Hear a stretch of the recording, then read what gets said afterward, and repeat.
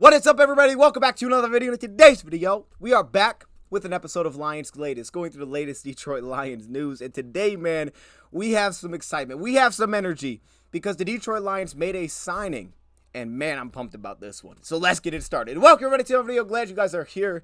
And yes, man, there is some energy to this video because I'm pumped. I've been waiting for a signing like this, and it looks like the Lions just made that move. And I feel like I've been asked for this for a couple of years, and I can understand why it necessarily hasn't happened yet. But every time we talk about this team and the excitement that I have for this team, when I always bring up the question, what do I feel like is the Achilles heel of this team, it comes back to not having a guy like this. And now it looks like we have that guy. I know, I'm kind of like, what are you talking about? We'll get to that. But first, we have some other news to address, and that is that reportedly the Detroit Lions have waived linebacker Isaac Darkangelo, who was an undrafted free agent signing out of Illinois this year's draft. So he's undrafted free agent signing that I thought would potentially have an opportunity to compete for like a special teams type of role. Undersized, super athletic, toughness, plays very fast. I thought he'd have an opportunity to have a potential role like that. We talked about him a little bit in our UDFA video. Now, I do like the Lions' depth at linebacker at this point, now that they've drafted Jack Campbell with Alex Anzalone, Melker Rodriguez, and Derek Barnes. I like both those guys. Barnes took a big step last season. And then you also throw Jalen Reeves-Maybin into the mix. That's 5 off-ball linebackers. I like all of those guys. Not saying we keep 5. I don't even know we're going to keep 5 off-ball linebackers, but if we do, I would be a little surprised if we kept much more than those 5. So it was going to be a tough position to crack for anybody. But at this point in time, reportedly, he has been waived. So we'll keep an eye on it because I'm sure he's going to bounce around a little bit. He could end up back here. We'll keep an eye on that as well. But wishing him the best of luck. Now, for a signing that the Detroit Lions have reportedly made, this is at a position, man, that it's been the one position that's held me back just a little bit from getting extremely excited about what we have, that we have not necessarily addressed this. Now, last season, I could say I could understand a little bit more the past couple of years specifically because of, where we were at financially. Maybe we didn't have the draft capital last year. I thought our last draft pick should have been this. Maybe we didn't have the draft capital last year. Do it. We signed as an undrafted free agent, Obina Eze, but we knew, he's a developmental guy. Right, he's a developmental prospect, and that's not to say that, okay, this guy's time is over in Detroit. I don't think so. I mean, he has a really good camp, or some of these other young players that we brought in to compete as offensive tackles. We have a couple of UDFA signings there. There's an opportunity where they ball out and the Lions let's just go with that guy. But if that's not the case, if one of those guys don't step up into that role, the Lions seemingly finally have kind of that backup plan.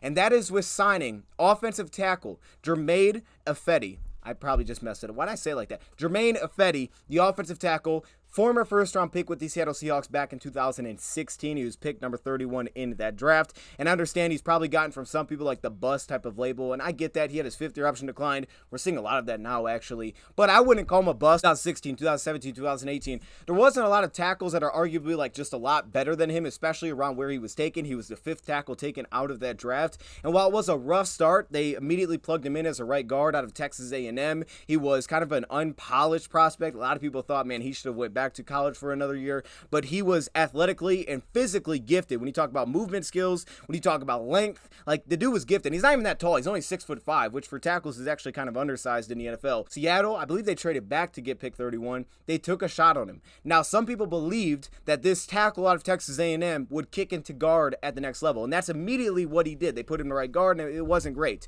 Then after that, they're like, all right, let's put this guy at right tackle, and that's basically where the rest of his career took place with the Seattle Seahawks, was at the right tackle position.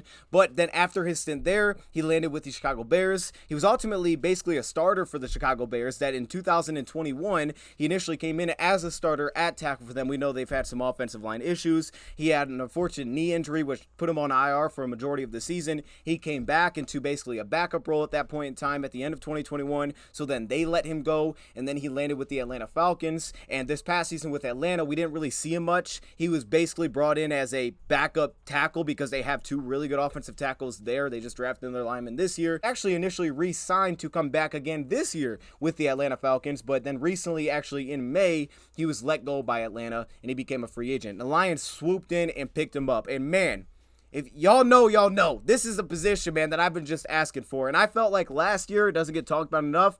We got very lucky last season, all right? Decker was healthy last season, and that was huge for us because it was a killer. It was an absolute killer in 2021 when that guy was not out there, man. It hurt us bad. We know Penny Sewell kicked the left tackle. It was a killer for us in 2021 until we got Taylor Decker back. We started winning some games, and he was a massive part of it. Like, the pressure rates that we were giving up were insane when he was not there.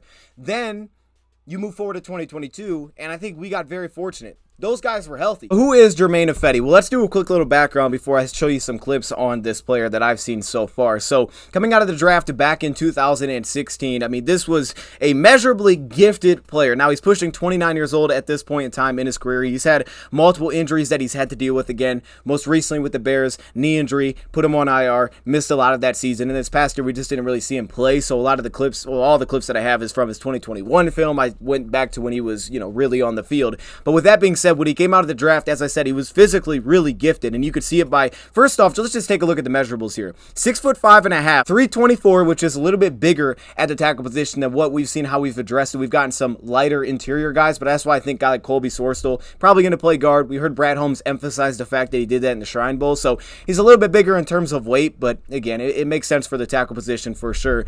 But the big thing that stands out here, and you've probably already heard it, 36-inch arms. Now, I'm just going to put that in perspective for you, okay? This is insane length.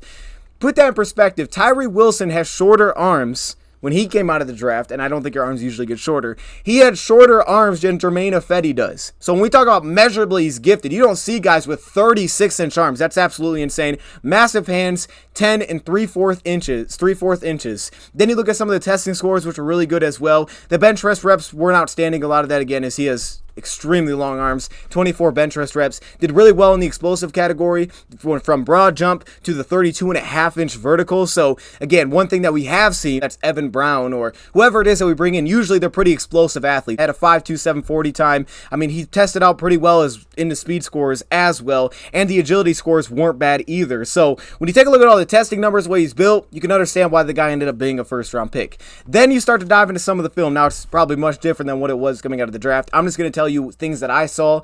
We may come back and re-break this down because this is kind of recent news, but from what I've seen so far of watching the player, specifically in 2021, first off, you start with some of the movement skills, pass protection, reactive athleticism. This is an area that I like him the most currently from what I've seen so far. You start off the line of scrimmage. He has plus juice off the line, whether that's quickness, but also timing. He's pretty good with timing. Now, with that, he's had some flag issues in the past. You can see how there has been false starts that have been thrown on him a few times. I saw a couple of those when watching him. That's something to kind of keep an eye on. I'm assuming there's probably some holding calls in there as well because of where his hand placement can get outside. But he does have some good juice off the line of scrimmage. One of his biggest strengths, and I think it shows up as a run blocker, I think he's honestly a better pass protector than run blocker. But where he's really good as a run blocker is he's more of a positioning blocker than he is kind of a drive blocker at this point in time, which fits in with a team that likes to do zone blocking, all of those kind of things. He's more of a position blocker. He knows where he needs to get. He understands where his targets are. He identifies that very early in the process. I think that leads to a lot of the quickness and the juice off the line of scrimmage, is getting to his spots early, understanding where he needs to be, and then positioning himself for the block. With that being said, though, you move to some of the pass protection side, and some of this is as a run blocker as well. Obviously, the length helps him. You see some torque in terms of when he's repositioning himself, even against some of the bigger defensive tackles. But you move to some of the foot quickness that he has, reactiveness. He plays with consistent knee bend, which I like as well, in movement skills. He's pretty disciplined laterally when he is moving. He doesn't cross his feet too often.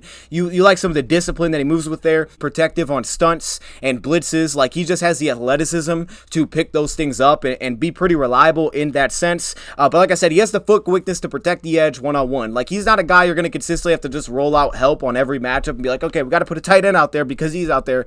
You can actually trust him. Now, certain matchups, I thought he was better than others. For example, the Rams, I was like, dude, this guy's impressive. If you just watched the Rams game and you just watched him match up with Leonard Floyd's and things like that, you're like, dang, this guy's pretty darn good as a pass protector. Then you get other games where you get like Seattle and you're like, oh, length is kind of an issue. Or the Browns where he's oversetting.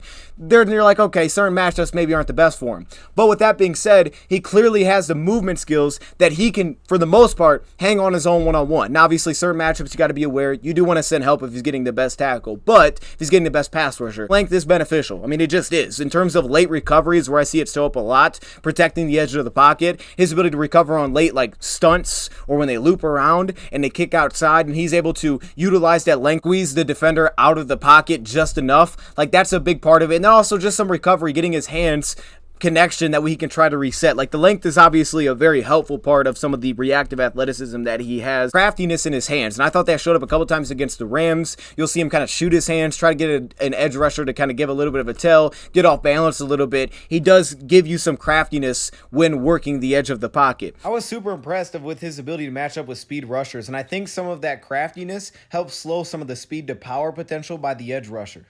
Also see some of the movement skills in terms of kind of finding the second block up to the second and third level. More so the second level for me, just kind of the feel and ability to get off of one block, get up to the second level, and then create, positioning in terms of his angles. Not as much getting the consistent movement and the drive as it is being able to get up to his target and then position himself well. But specifically in pass pro, his kick slide, it's not super fluid, it's not smooth, it's not like Taylor Decker. It's and again, he has a different body type. It's a little bit more of a pounding it when he's working the edge of the pocket, feet getting a little bit close together. Sometimes he has to leave the ground completely to react, but he has the movement skills. He's just not the smoothest or most fluid pass protector on the edge. It's the big hands. He has strong grip, and you saw this, I think, a lot of times when defensive tackles would kick out, when they'd start inside and they work outside, and he ultimately would have that. He'd be, blocking inside, and he'd get mashed up with the defensive tackle. If he gets his hands inside, which I didn't think he did enough, when he does, he has fantastic grip strength, and he's got huge hands, and he can really control the rep from there. I think it showed up a lot more against DTs, a little bit easier for him to hit his target, and at that point, he was able to control the block from there on. You saw it against Austin Bryant when he played us. Of a quick setter than he is getting like consistent vertical sets and pass protection, because I think more issues can arise there. Do like the knee bend and the ability to create leverage on contact. So when you talk about the ability to anchor, he has a different process of doing it, but he is able to create some leverage at the point of attack, which is a plus for him. Where you get issues is guys with the long arm move. I thought this showed up against Austin Bryant. He got him a couple times. And then against Seattle as well, long arm Carlos Dunlap, a guy that's super long. Guys with long arms, I thought, gave him some issues. He could kind of lose the initial battle. Most guys have success against him is kind of just getting upfield on him, right? Getting in his chest. That's where you can have some success on him, especially if you push him vertically and then you get in his chest. You can have some issues holding down the bull rush there. Getting that instant depth, acting in some of those more vertical sets. He doesn't necessarily sit in a chair. You don't get as much of the fluidity in terms of kind of sitting down and planting a really strong, sturdy anchor. It's a little bit more of a lunge into it where he kind of sinks his back leg and then tries to create leverage and drive and hold the block. And I think because of that, number one, you get inconsistencies at being able to create a strong edge, so it kind of softens and then it makes the pocket a little bit tighter than you would like. And at the same time, that's where I think you get some of the issues of you can get upfield on the guy, especially with some of the longer arms. It kind of carries over as a blocker a little bit. Usually his pad level is a little bit too high to get consistent movement as a run blocker, down blocks, things of that nature. We see that a lot from tackles. Getting consistent movement isn't necessarily a part of his game. Now, if a defensive tackle pops up because the guard gets a good punch on him, then he can have some success. But usually his pad level is much higher than the defensive tackle that he's trying to get underneath and create movement. So he's not as much to me as a guy that's going to create consistent drive as a blocker, as much as he's going to be in a good spot, creating angles, opening up run lanes consistently, understanding where he needs to be, and quickly getting to those spots. I think that's where he's better as a run blocker. He's probably just average as a run blocker, but I think that's what he's better at. Edge softens up for him a little bit in pass protection, trying to kind of anchor down, and I think it's not necessarily that he gets ran over because he creates some leverage. It's just that it softens up around the edge with some of the length, and at the same time he kind of leans into his block. Again, he doesn't really sit in the chair at the top of a pass rush. That's where you cause some issues there, is when guys can attack him off the edge and then force him to transition. I think he does a nice job being pretty disciplined. He doesn't open up for early like inside wins against edge rushers, but when he does that transition, it's a little bit higher. His chest becomes a little bit exposed when he's trying to react late in the play. Some of those vertical sets when he's trying to react late, then you can get in his chest. Again, the kick slide isn't the smoothest thing in the world, so that transition can pop a little bit, but you do have to like the mirror match ability early in the pass rush rep. He's going to force you to beat him late, where James could give him some problem like James Houston, but you're going to have to beat him late in the rep, and that's why I like him a lot on the quick setting spots. So sometimes I think you'd like to see him be a little bit more of the aggressor with his hands. Just by the way that he sits down, you get kind of a weird mix between him being patient in the style that he plays with, but his technique I don't think always plays to him being a patient offensive tackle. So because of that, if he was a little bit maybe more of the aggressor on the edge, I think sometimes it could help him a little bit more protecting the edge rather than always being the guy that's kind of getting his hands on second. And I think because of his play style where his strengths are, being a little bit more of the aggressor. Try not to spend too much time watching film on this player. I'm trying to kind of get some quick notes on what I think of the player. That way we can always revisit this video, but that way I can get the news out there.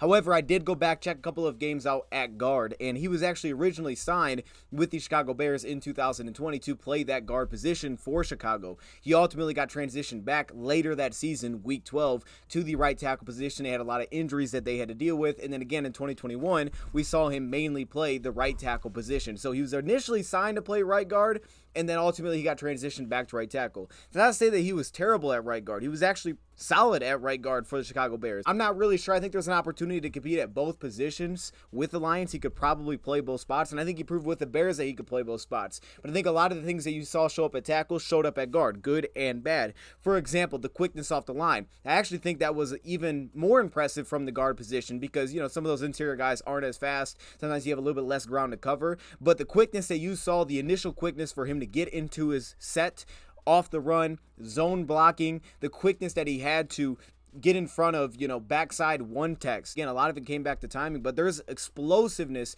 to his get off, and I think it showed up even more from the guard position. The pad level, I thought, was exposed a little bit more in a worse situation from the guard position. Clearly, he was much better at being more of an attacking guard than he was someone that was going to sit back vertically, you know, kind of be patient, sit in a chair, that kind of thing, kind of like at tackle. But he was even more so here to me better when he was aggressive. You saw it against Atlanta. Like, he was attacking defensive tackles. He was trying to get up on those guys. So you also had more flashes of oversetting because he would try to attack off the line of scrimmage.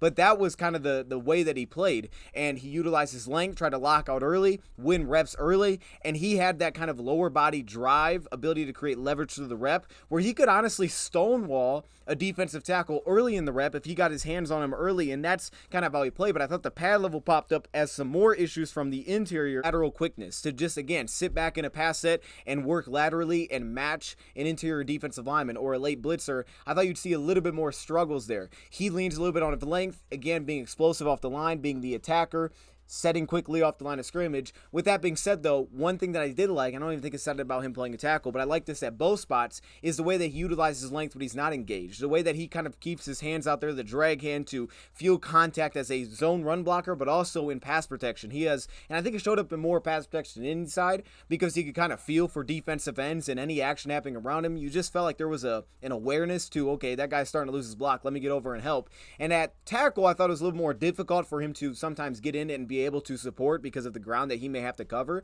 But from the interior, it looked even better, but he also had the sense of it. He was very active with his awareness and feel about what was happening in the gaps, the A gap and the B gap around him. But then also as a run blocker, you even saw it on the backside. You know, some of the punches that he would land, you know, on the backside to close someone off and then work his way up to the second level.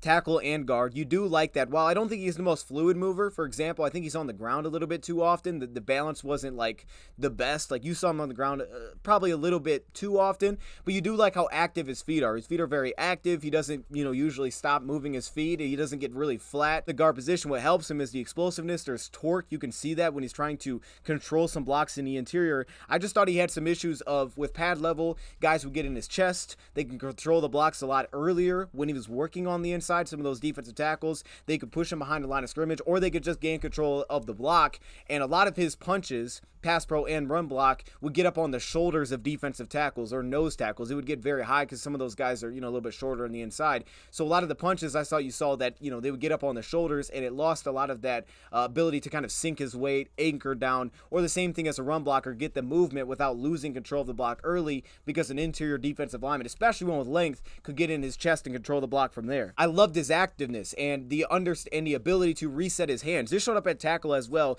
The ability to reset when he was getting moved back. You saw some of the ankle flexion, you know, to be able to lose a rep early. I think John Kaminsky actually attacked him once against the Atlanta Falcons. The way that he was able to lose a rep but continue to kind of sink down the lower body, he definitely has the ability to bend and then able to slowly but efficiently reset his hands, get under the arms of Kaminsky and lift it up and be able to stop the pass rush there. So while initially, again, he's high, you know, he's not the guy that's consistently going to be in your chest with the initial punch consistently, especially when he's dropping back in his pass sets. It's a little bit higher and he plays more of an aggressive style from there. I think he'll probably do that if you played guard with us as well. And that's kind of why I think he'll play tackle here. But again, I'll continue to dive into him. Definitely could compete for either position for the Lions. But you did see the ability to work to reset his hands. And I thought that was huge because a lot of times bull rushers, they'll slowly pop up. They get leverage early, but then they'll kind of slowly pop up to the rep. And for him, he has that lower body strength, the torque, and also some of the flexion to continue to work himself and try to reset his hands that he could eventually stop the rush. So yeah, I mean, the guy can play both positions. I think he'll probably compete at backup right tackle for us, and I think that would be huge, but the flexibility is always big because you don't hold usually 10 offensive linemen. You can, but you usually don't. You usually don't have a guy for each position, so position flexibility is very necessary, and he's had tons of experience doing both. I will share one quote that I did find when he was changed back to right tackle in 2020 with the Bears, where he said that he relished the opportunity to play where he was drafted at, to play the right tackle position. He said, when I'm right, when I'm on, I feel like I'm one of the best players out there. This is a talented offensive lineman. And again, it depends on the game that you watch, but there's certain games you watch him in pass pro, you're like, dude, this guy can start. And he has had opportunities he started before. Like you could absolutely get by with this guy starting games at tackle, specifically depending on the matchup, especially if you were able to give him some help. And certain matchups you're going to want to do that, but there's good reps against a lot of really good pass rushers, and there's also some really ugly reps as well versus a lot of pass rushers. But with that being said, I think you kind of just know what he's good at and what he's maybe not great at this point in time. You just kind of understand some of those things right now within his game, but the guy is huge for us. Like, we needed this so darn bad. For seeing 2021, thought we got lucky last year a little bit with the health that we had, which was great, but we needed this. We needed a reliable, just a swing tackle, whatever you want to throw him into. I'm cool with him just looking at him as he's a right side offensive lineman, right guard or right tackle, because we have two guys that can play left tackle, and I can trust that. Even though Bina Eze is a left tackle, but having that backup right tackle, I think Sorcel's going to kick inside. We'll see. He has that background. But outside of that rookie, it's like, we don't have anything there, and we haven't shown over the last couple of years that we have that. Now, if someone does really well in camp, someone's like, hey, you won that position, great, take this guy's spot. You could always probably get out of the contract. I mean, Atlanta did it after just a few months. You can get out of the deal. The Lions have cap space, and it's just for the 1 year. I'm assuming it's just a 1 year deal. However, this is something that the Lions absolutely needed, because if that does not happen, it was going to be a hole heading into the year again. And when you get into the season, it's hard to find teams that are just willing to let go of offensive tackles. Like, they're just not on the market. It gets very slim, very fast in terms of the market for these guys. And I can understand why the Lions didn't want to just go sign anybody. There's always names out there. A lot of times they come with injuries. This player has injuries. But the biggest thing is that when he's out there, the dude can actually hang as a starter. And I think the Lions just jumped on the opportunity because it feels like they knew that they needed this. They just didn't want to go sign anybody. But now that the opportunity has finally kind of arrived to grab someone, he's there, they just jumped on the signing. And I absolutely love this. I think this is massive for the Detroit Lions. Like, we may look back on this and say, man, this is one of the biggest signings the Lions made. I think the Lions did a lot good here. He has a history of injuries. Like I said, he was on IR for a knee injury in 2021. He's had a calf injury, tricep, knee, groin injury going back 2018. But this is a huge signing for the Lions. With that being said, let me know your thoughts in the comments below. Thank you for watching, and I'm out.